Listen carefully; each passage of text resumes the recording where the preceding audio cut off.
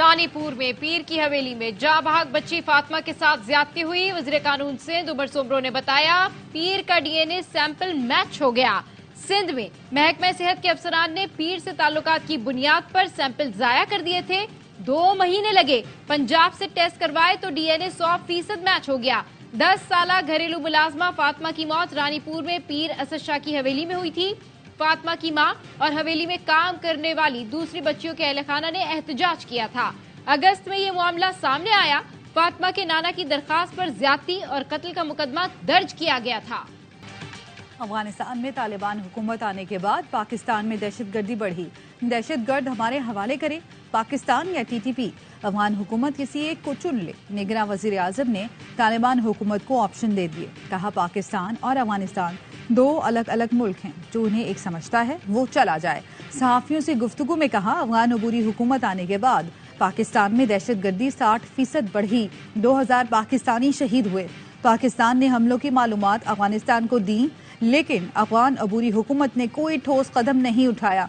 बदअमनी फैलाने में बड़ा किरदार गैर कानूनी तारिकीन वतन का भी है। कलअदम तहरीक तालिबान पाकिस्तान के खिलाफ कार्रवाई और उनके ठिकानों को खत्म किया जाए। बोले अफगानिस्तान में छोड़ा असलहा ब्लैक मार्केट में फरोख्त होने के सबूत हैं। ये असलहा अब तो मशरिक़ वस्ता तक जा रहा है। इसराइल का गजा में एक और स्कूल पर हमला, दर्जनों पनागुज़ीन शहीद हो गए। खान यूनिस में इसराइल की वहशियाना बमबारी, 1 घंटे में 3 मसाजिद शहीद कर दी। 7 अक्टूबर से अब तक शोधा की तादाद 10,569 हो गई। ईंधन न मिलने के बायस एम्बुलेंसेज बंद। गजा के शहरी शोधा की लाशें बुलडोजर के जरिए मुंतकिल करने पर मजबूर। इसराइल ने आलमी इमदादी काफिले पर भी बम बरसा दिए। मिस्र से पानी ले जाने वाले ट्रक को निशाना बनाया गया। अक़वाम मुत्तहिदा का कहना है 1 हफ्ते से शुमाली गजा में खुराक नहीं पहुंचाई जा सकी। इसराइली मजालिम पर मगरबी ममालिक की बेहिसी। G7 ने फलस्तीनियों के कत्लेआम को इसराइली दिफा का लिबादा पहना दिया। G7 मुल्कों ने फलस्तीनियों की शहादत पर कोई मजम्मत नहीं की। इसराइल को हमलों में वक्फे लाने का कहकर जान छुड़ा ली। गली कूचों में दू बदू लड़ाई जारी। अल-क़साम ब्रिगेड के मुजाहिदीन ने रॉकेट मारकर गाड़ी में छुपे सहूनी फौजी मार दिए। अल-क़साम ब्रिगेड के तर्जुमान अबू उबैदा ने एक और वीडियो जारी कर दी। कहा कि उनके पास 136 इसराइली टैंकों और आर्म फौजी गाड़ियों के तबाह करने की वीडियोज मौजूद हैं। गजा में दूसरा नकबा शुरू हो गया। 1948 के बाद दूसरी बार फलस्तीनियों की अपनी जमीन से जबरी बेदखली। सैकड़ों खानदानों का सफेद झंडे उठाए पहला काफिला जुनूब की तरफ रवाना। इसराइली टैंक और फौजी काफिले निगरानी करते रहे। औरतें और बच्चे तपती धूप में कई किलोमीटर पैदल सफर करने पर मजबूर हो गए। इसराइल ने किसी गाड़ी और एम्बुलेंस को भी साथ आने की इजाजत ना दी। अगले मरहले में बेयारो मददगार फलस्तीनियों को सिना के रेगिस्तान तक धकेल दिया जाएगा। किसी ने मुकर्रर रास्ते से हटने की कोशिश की तो खत्म कर देंगे। इसराइली फौजी निहत्ते महाजरीन को मुसलसल धमकियां देते रहे। सिक्योरिटी फोर्सेस का चित्राल में पाक अफगान बॉर्डर के करीब इंटेलिजेंस बेस्ड ऑपरेशन। फायरिंग के शदीद तबादले में 2 दहशतगर्द मारे गए, 4 जख्मी। ISPR के मुताबिक इलाके में मुमकिन दहशतगर्दों की तलाश और खात्मे के लिए क्लियरेंस ऑपरेशन जारी। मकामी लोगों की जानिब से फोर्सेस के ऑपरेशन को सराहा गया। सिक्योरिटी फोर्सेस दहशतगर्दी के खात्मे के लिए पुरअज़्म।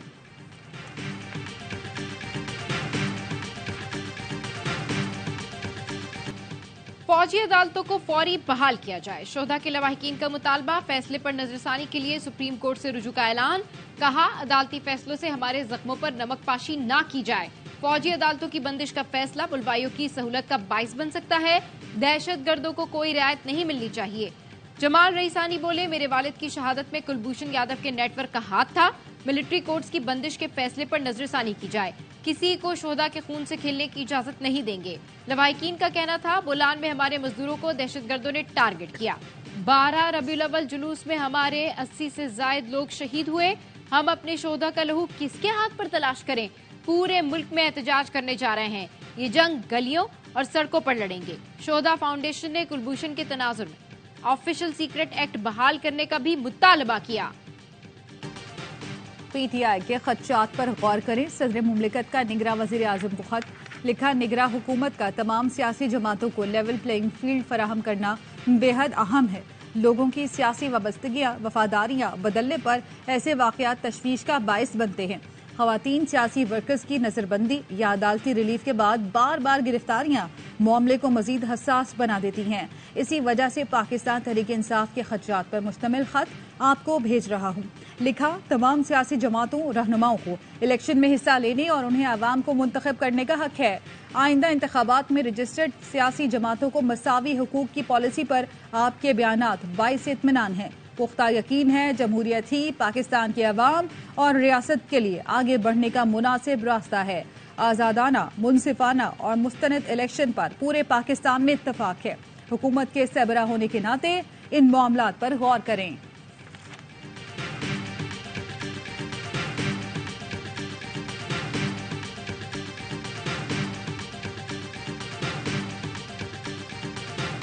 नून लीग वाले सिलेक्ट होने के एक्सपर्ट हैं।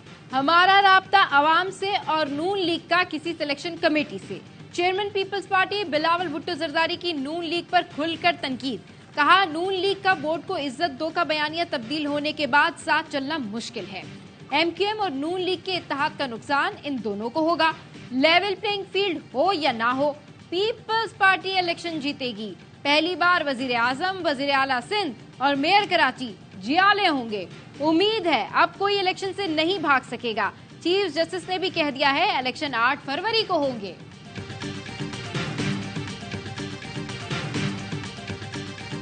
इंतखाबात से पहले सिंध में सियासी इत्तेहाद के लिए सरगर्मियां तेज।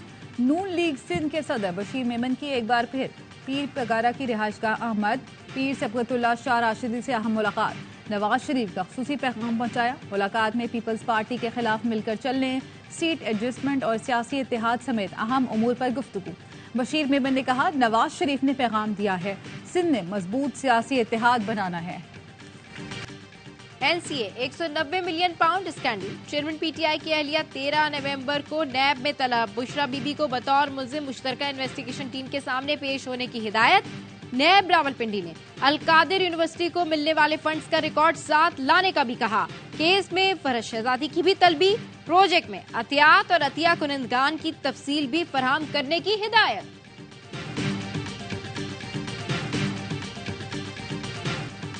चेयरमैन पीटीआई के घर में तिजोरी कौन भर रहा था? करोड़ों रुपए के तहाइफ और हार तिजोरी में डाले जाते थे।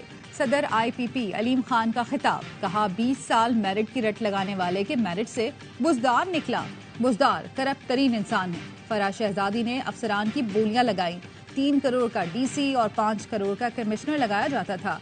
आईपीपी चेयरमैन जहांगीर तरीन ने रावलपिंडी में पार्टी के मरकजी सेक्रेटेरिएट का इफ्तिताह कर दिया। खिताब में कहा, अवाम के लिए नया पाकिस्तान बनाएंगे जिसमें इंसाफ होगा। वजीर आजम की कुर्सी पर जिसको होना चाहिए था उसको नहीं बिठाया गया। जब वो साहब वजीर आजम की कुर्सी पर बैठे तो उसी रंग में रंग गए। चूल्हा जले ना जले बिल जलेगा। गैस बिल में 2000 ज्यादा देना पड़ेगा। हुकूमत ने गैस घरों तक पहुंचाने का खर्चा बढ़ा दिया। 90 यूनिट माहाना से जायद गैस इस्तेमाल करने वालों को ज्यादा चार्जेस भरना होंगे। दिसंबर से गैस के बिल बढ़कर आएंगे। 150 यूनिट पर फिक्स चार्जेस 1000 रुपए और 200 यूनिट से ज्यादा इस्तेमाल पर 2000 रुपए इजाफी लिए जाएंगे। पहले ये रकम 460 रुपए थी। मुसलमानों के लिए आजाद मुल्क का ख्वाब देखने वाले मुफक्किर पाकिस्तान और शायर मशरिक अल्लामा इकबाल का यौम विलादत आज मनाया जाएगा। इकबाल ने अपनी इनकलाबी शायरी के जरिए बड़े सगीर के मुसलमानों को गुलामी की जंजीरों से निजात दिलाने के लिए जुदागाना कौमियत का एहसास उजागर किया और अपनी शायरी से मुसलमानों को बेदार किया। सियालकोट में अल्लामा इकबाल की जाए पैदाइश इकबाल मंजिल को बरकी कुमकुमों से सजा दिया गया। चेयरमैन पीसीबी खुद को बचाने की कोशिश कर रहे हैं। साबिक चीफ सिलेक्टर इंजमामुल हक का कहना है, कई माह से सेंट्रल कॉन्ट्रैक्ट का मसला हल नहीं हो रहा था। मैंने मामला तय कराए और मुझ पर इल्जाम लगा दिया गया। चेयरमैन ने मुझसे कुछ नहीं पूछा और बयान देना शुरू कर दिए। बोर्ड को मेरे वकील ने ईमेल की कि हमें बुलाया जाए। क्रिकेट बोर्ड ने ना हमें बुलाया ना ही ईमेल का जवाब दिया। इस्तीफा मंजूर ना होने का भी मुझे टीवी से पता चला। Director media PCB Alia Rashid ने कहा, शवाहिद सामने आने पर इंजमाम को भी इंक्वायरी का सामना करना पड़ेगा। इंजमामुल हक पाकिस्तान क्रिकेट बोर्ड के कॉन्ट्रैक्ट में है।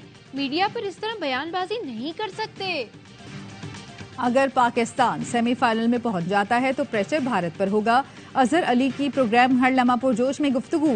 कामरान अकमल ने कहा, न्यूजीलैंड श्रीलंका के मुकाबले में बेहतर टीम है। उनके बॉलर्स भी वापस आ जाएंगे। बासित अली बोले, इंग्लैंड को उनकी मैं ले लूंगी। इंग्लिश टीम ने वनडे क्रिकेट में पर तवज्जो नहीं दी, इसलिए बुरा खेली। प्रोग्राम में मुस्तफा चौधरी बने राना सनाउल्लाह और सामना किया वसीम बादामी के मासूमाना सवालात का।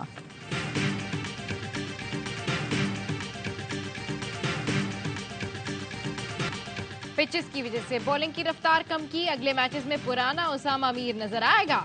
कौमी टीम के लेग स्पिनर कहते हैं, न्यूजीलैंड के खिलाफ जीत से कौमी टीम को एतमाद मिला, खिलाड़ी रिदम में आ गए हैं। इंग्लैंड के खिलाफ भी उमदा खेल पेश करेंगे। सेमीफाइनल में जाने का मिशन। कौमी स्क्वाड ने 2 रोज आराम के बाद प्रैक्टिस का आगाज कर दिया। कोलकाता के ईडन गार्डन्स में खिलाड़ियों की ऑप्शनल ट्रेनिंग। नायब कप्तान शादाब खान का फिटनेस का भी जायजा लिया जा रहा है। पाकिस्तान और इंग्लैंड के दरमियान हफ्ते को अहम तरीन मैच होगा।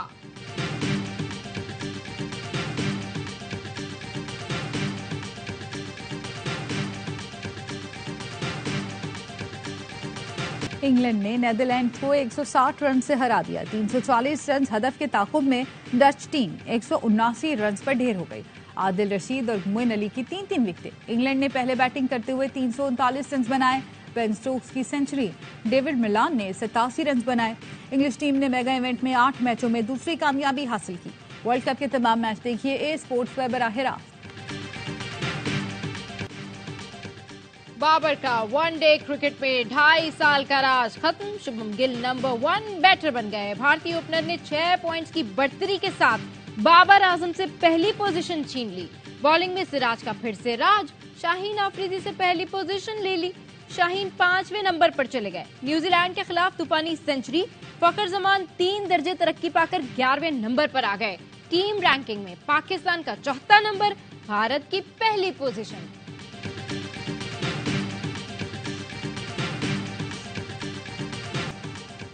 शाकिबुल हसन पर तनकीद क्यों की? बांग्लादेशी हाई कोर्ट ने वकार यूनुस के खिलाफ कार्रवाई का मुतालबा कर दिया। बांग्लादेश क्रिकेट बोर्ड को हिदायत की, वकार यूनुस को वर्ल्ड कप ब्रॉडकास्ट टीम से हटाने के लिए आईसीसी से राब्ता किया जाए। 10 दिन में क्रिकेट बोर्ड से जवाब मांग लिया। बांग्लादेश और श्रीलंका के मैच में मैथ्यूज को टाइम आउट करने पर वकार यूनुस ने शाकिब पर तनकीद की थी। गैर कानूनी मुकीम गैर मुल्कियों की वापसी जारी। निगरां वफाकी हुकूमत का रजिस्टर्ड अफगान महाजरीन के रजिस्ट्रेशन कार्ड की मुद्दत में 6 माह तौसीक का फैसला। वफाकी काबीना ने सर्कुलेशन समरी के जरिए मंजूरी दे दी। जराये का कहना है, वजारत खारजा और दाखिला ने POR की मुद्दत बढ़ाने की सिफारिश की थी।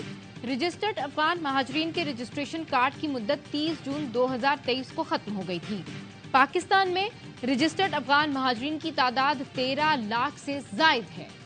KFC के तहत सनतकारी में सरमायाकारी के लिए वन स्टॉप शॉप लाने का फैसला। इजलास में खुसूसी इक्तिसादी जोन्स की तरक्की में हायल रुकावटों पर गौर किया गया। सरमायाकारी बोर्ड वन स्टॉप शॉप के लिए वर्किंग पेपर तैयार करके आइंदा इजलास में पेश करेगा। सनतकारी में सरमायाकारों को इस वक्त 17 से जायद क्लियरेंस सर्टिफिकेट्स दरकार होते हैं। वन स्टॉप शॉप के कयाम से सरमायाकारों के लिए तमाम सहूलियात जल्द और एक प्लेटफॉर्म पर फराहम की। जुम्मा, हफ्ता और इतवार लोगों को घरों से निकलने नहीं देंगे। आइंदा 4 रोज स्मोक के हवाले से बहुत अहम है। सड़कों पर गाड़ियां जितनी कम होंगी, इतना स्मोक में कमी आएगी। निगरां वज़ीर आला पंजाब मोहसिन नकवी कहते हैं, स्मोक वाले इलाकों में दफा 144 नाफिज कर दी है। बैंकों की बंदिश के लिए गवर्नर स्टेट बैंक से भी बात की है। स्मोक इमरजेंसी के बायस नून लीग ने जनरल कौंसिल का इजलास मुलतवी कर दिया। मरियम औरंगजेब कहती हैं, इजलास की नई तारीख का ऐलान बाद में किया जाएगा। गजा में रह जाने वाला तिबी अमला जानता है कि उनकी जानों को खतरा है, लेकिन फिर भी उन्होंने गजा में रहने को तरजीह दी। गजा पर इसराइल की वहशियाना बमबारी ने अमरीकी नर्स को भी जज्बाती कर दिया। अमरीकी नशरियाती इदारे को इंटरव्यू में कहा, दिल अभी भी गजा में है। लब्बैक या अक्सा, गजा के मजलूम बच्चों से यकजहती के लिए कराची में स्कूलों के तलबा का मार्च। शराय कायदीन पर हर तरफ फलस्तीनी परचम लहराते रहे। बच्चों ने इसराइली दरिंदगी के खिलाफ नारे लगाए। तुलबा ने तकारीर और नज़में पेश करके गजा के शहीद बच्चों को खराज अक़ीदत पेश किया। असातिज़ा ने गजा के लिए बच्चों की जानिब से जमा की गई इमदादी रकम अलखिदमत के हवाले की। इसराइली दहशत गर्दी के खिलाफ कराची में सहाफ़ियों का भी एहतजाज। कराची प्रेस क्लब से गवर्नर हाउस तक रैली निकाली गई। इसराइली दहशत गर्दी फौरी रोकने का मुतालबा। गजा में सहाफ़ियों पर बमबारी की भी मजम्मत।